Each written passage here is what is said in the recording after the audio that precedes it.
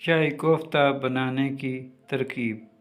गाय का कीमा 1/2 किलो, अदरक लहसुन पेस्ट 1 खाने का चम्मच, लाल मिर्च पाउडर 1 चाय का चम्मच, काजू 1 चाय का चम्मच स्लाइस काट लें, बादाम स्लाइस काट लें 1 चाय का चमचा, मूंगफली पिसी हुई 1 चाय का चमचा, खोपरा पिसा हुआ 1 खाने का चम्मच, भुने चने पिसे हुए 1 खाने का चमचा, खसखस 1 खाने का चमचा, दही 1/2 कप, प्याज स्लाइस काट लें 1 अदद, हल्दी पाउडर 1 चाय का चमचा, धनिया पाउडर 1 चाय का चमचा, नमक हस्बे जायका, तेल हस्बे ज़रूरत।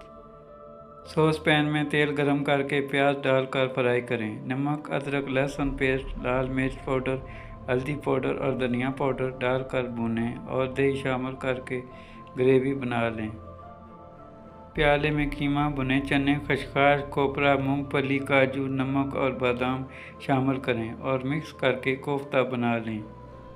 फ्राई पैन में तेल गरम करके हल्का सा फ्राई करके ग्रेवी में शामिल करें। सर्विंग डिश में निकाल कर सर्व करें।